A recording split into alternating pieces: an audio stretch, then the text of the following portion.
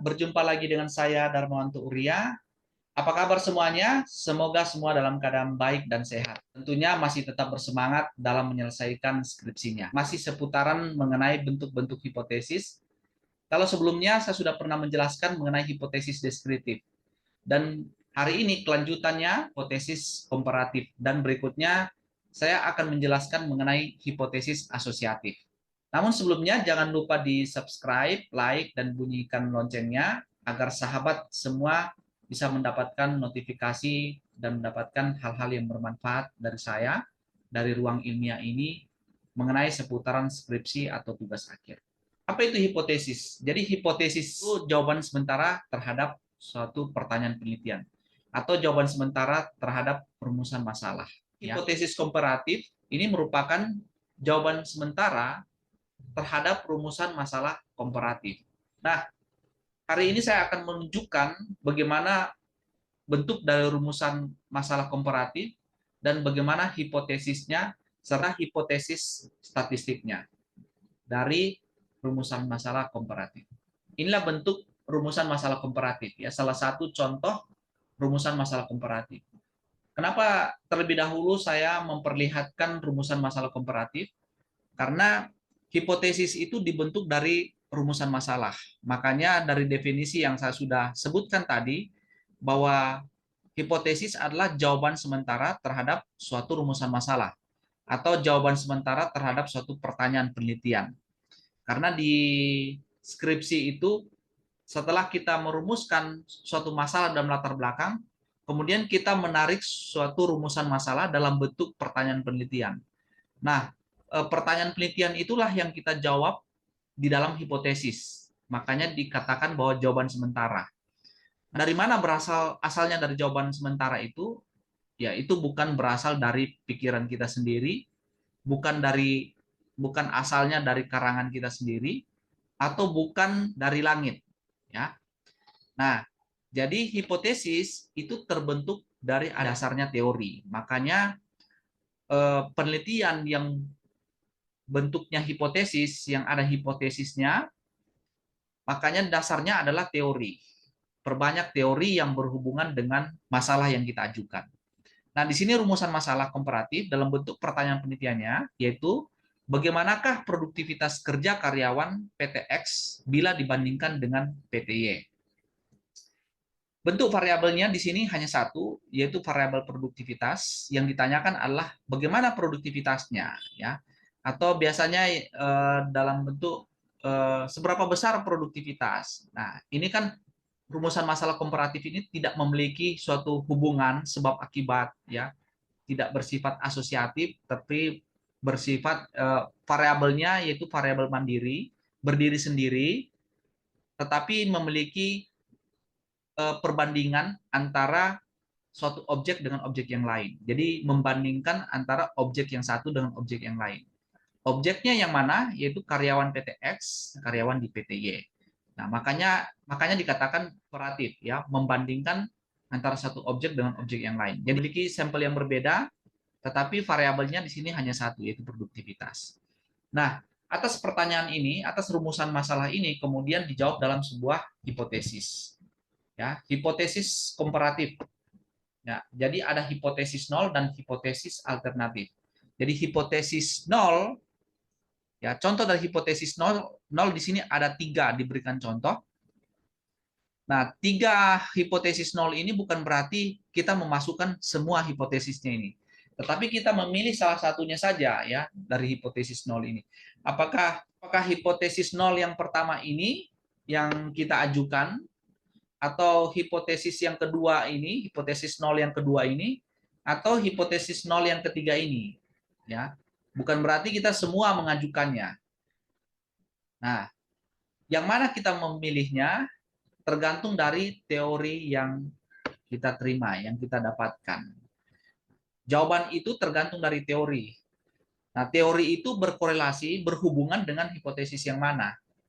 Kalau misalnya dengan hipotesis yang pertama, maka H0 tidak terdapat perbedaan produktivitas kerja antara karyawan di PT X dan PT Y. Atau terdapat persamaan produktivitas kerja antara karyawan PT X dan PT Y. Nah, perbedaan antara kedua ini, yang satu adalah tidak terdapat perbedaan, atau kita mengajukan terdapat persamaan. Nah, itu tergantung dari teori yang kita dapatkan. Nah, dari penelitian-penelitian terdahulu, atau misalnya kita peroleh dari jurnal, atau kita misalnya peroleh dari skripsi yang lain, atau tesis, atau disertasi, itu kita peroleh penelitian terdahulu menjawab hipotesis yang mana. Sehingga hipotesis itulah yang kita ajukan berdasarkan pertanyaan atau rumusan masalah ini.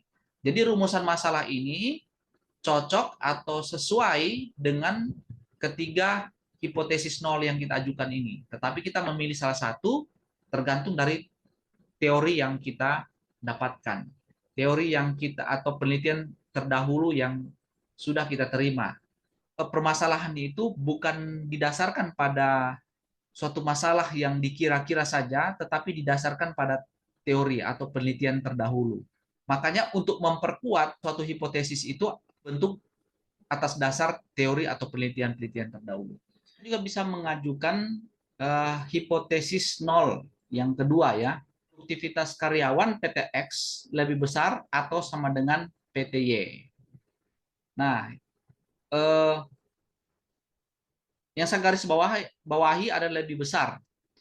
Jadi kita bisa mengajukan dari hipotesis nol ini, apakah kita memilih dari hipotesis pertama bahwa tidak terdapat perbedaan produktivitas kerja karyawan antara karyawan di PT X dan PT Y, atau terdapat persamaan produktivitas kerja antara karyawan PT X dan PT Y.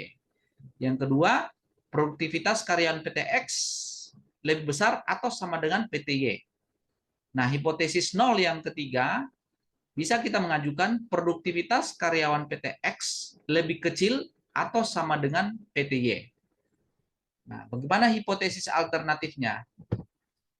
Hipotesis alternatifnya, produktivitas kerja karyawan PT X lebih besar atau lebih kecil dari karyawan PT Y. Yang kedua, bisa juga kita mengajukan produktivitas karyawan PT X lebih kecil daripada PT Y.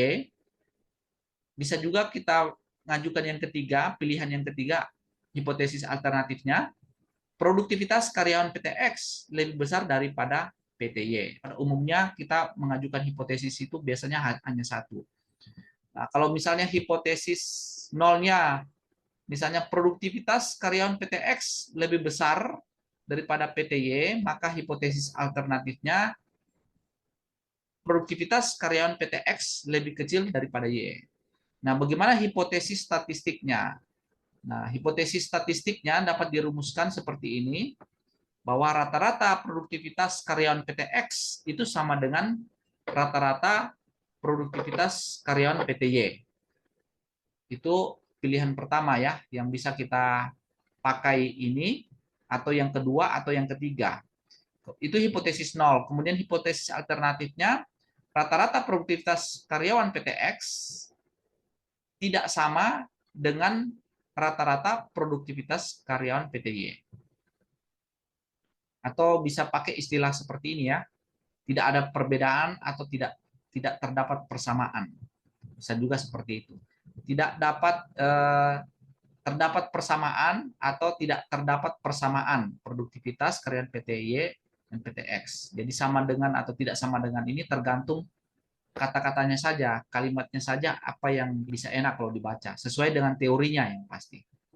Nah, kemudian yang kedua, bisa juga kita mengajukan hipotesis nol dan hipotesis alternatifnya seperti ini. Hipotesis nol, rata-rata produktivitas karyawan lebih besar daripada rata-rata produktivitas karyawan PT Y, atau rata-rata produktivitas karyawan PT X lebih kecil dari rata-rata produktivitas karyawan PT Y. Juga seperti itu. Kemudian yang ketiga, rata-rata produktivitas karyawan PT X lebih besar daripada produktivitas karyawan PT Y, atau rata-rata produktivitas karyawan PT X lebih kecil daripada rata-rata karyawan produktivitas PT Y. Baik, sekali lagi jangan lupa di-subscribe agar sahabat semua bisa menjadi bagian dari ruang ilmiah ini, sehingga kita bisa berdiskusi dan saya juga bisa memberikan informasi-informasi, pengetahuan-pengetahuan mengenai seputaran skripsi. Ya. Jangan lupa juga disampaikan dan informasi kepada teman-teman yang lain yang saat ini sedang menyusun skripsi, bisa bermanfaat bagi teman-teman yang lain.